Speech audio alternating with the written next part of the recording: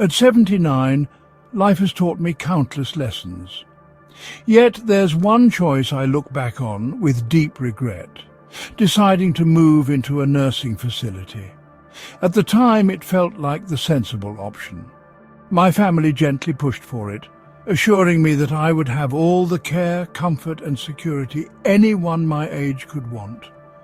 I trusted their intentions, but the truth that met me inside those walls was far different from what I'd been led to believe. You or someone close to you might be considering this very step. It may seem like the practical path forward, safe, structured and reliable. But before you commit, I feel it's crucial to share 6 truths I desperately wish someone had told me beforehand. Life inside a nursing home isn't just a matter of convenience. It's a shift that touches every part of who you are. And leaving once you've entered is rarely as easy as you might think. Please read through to the end. What I've learned may just alter the path you take or help you guide someone you love through a life-defining decision. Reality check number 1. The unexpected loss of independence. What surprised me most about life in a care facility wasn't the small quarters, the fixed meal times, or the unfamiliar faces. It was the quiet but overwhelming realization that I no longer had control over my own existence. Before I made the move, I had my rhythms, my own way of living. I woke up when I chose to, decided what I wanted to eat, and spent my days however I pleased. I could step out for a walk, cook my own meals, or just enjoy the quiet peace of my reading nook at home. But once I entered the nursing home, that autonomy disappeared. The structure there isn't yours, it belongs to the institution. Meals come at predetermined times, whether you're hungry or not. Lights go out at set hours. Even going for a short walk can require staff permission or assistance when they have time. Choices that once felt ordinary, what to wear, what to eat, when to rest, become something you ask for, not something you simply do. I remember lying in bed my first week, scanning the room for familiar touches. None were there. My favourite books, the armchair where I drank my morning tea, the framed memories on my shelves, all gone. In their place, sterile furniture and a disorienting silence that made it painfully clear I was no longer in my space. And that's the hardest truth. Once you relinquish your freedom, it's nearly impossible to get it back. You learn to adapt, not because you want to, but because you have no choice. Eventually, you stop asking for walks, you eat what's served, you blend into the routine, and bit by bit you begin to lose the core of who you are. If you or a loved one is thinking about moving into a nursing home, I urge you to consider this. Are you truly ready to give up the tiny freedoms that give life its flavor? Reality check number 2. The pain of feeling forgotten. One of the most difficult realizations about this transition is understanding that life outside continues, and often it moves on without you. When I first arrived, my children and grandchildren assured me they'd visit often. And at first, they did. My son would come every Saturday. My grandkids would stop by after school. It felt like a gentle continuation of life at home. But slowly, those visits dwindled. Calls began to replace face-to-face time. "I'll visit next week, Grandpa," they'd say. And sometimes they did, but often they didn't.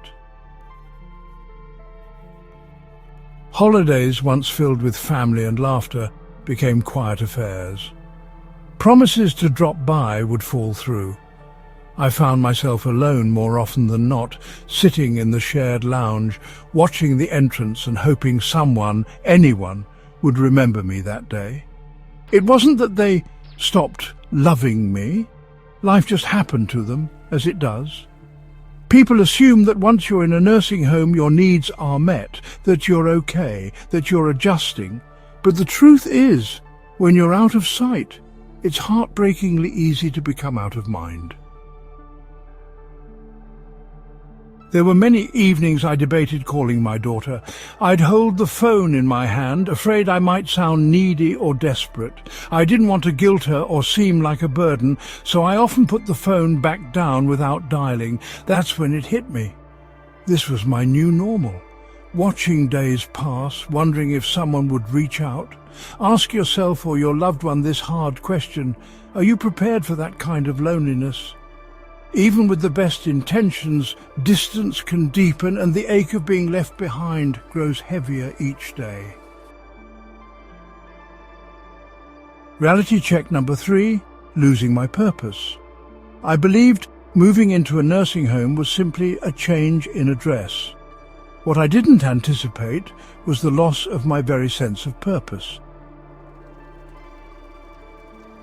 Back in my own home, I had responsibilities, no matter how small. I cared for a garden, made my own meals, kept my space tidy, and even volunteered at the local library once a week. These small activities gave me reason to rise in the morning and a sense of contribution that nourished my spirit. But inside the facility, that structure collapsed. Meals were prepared and served. Rooms were cleaned. There were no plants to tend, no errands to run. For a while I told myself this rest was deserved, a reward for a life of hard work, but before long the idle days became unbearable. Long stretches of time with nothing meaningful to do can weigh heavily on a person's mental health, no matter their age. I met a gentleman named Harold, 86 years old, who had spent his life building furniture. At home, he was always crafting something. Here, with no tools or projects, he slowly began to withdraw. "I feel invisible," he whispered to me one morning. I knew exactly what he meant. When you lose your connection to the things that once gave you joy and identity, the days start to blend together. You stop feeling like yourself. The challenge isn't just filling the hours, it's reclaiming a reason to care. So ask yourself, what currently gives your life value? Because within a nursing home, finding purpose again isn't about staying busy. It's about holding on to what makes you feel alive. Reality check number 4. Health declines more quickly than expected. Before moving in, I was considered quite spry for 79. I wasn't jogging laps, but I handled all my daily needs, walking, cooking, managing my home. I had a routine that kept me physically and mentally active. But after settling into the facility, everything slowed. Meals were delivered. I no longer needed to walk far for anything. I sat more, moved less. The physical toll didn't show up right away, but it crept in. After only a few weeks, my legs began to feel stiff. Rising from a chair became a conscious effort. Muscles that had served me faithfully for years began to weaken. I saw it all around me. Men and women who had walked in independently gradually relied on walkers, then wheelchairs. The more we were helped, the more help we seemed to need. It's a paradox of comfort. By making life easier, we were losing our ability to live it fully. One resident, a spirited woman named Louise, told me, "I feel like I aged a decade in 6 months." I couldn't disagree. Senior health depends on movement, engagement, and challenge. When those are stripped away in the name of safety or efficiency, our strength fades rapidly. If you're considering such a move, ask, will you stay motivated to move and maintain your physical health when everything around you is designed to minimize your effort? Reality check number 5. The quiet loss of privacy and dignity.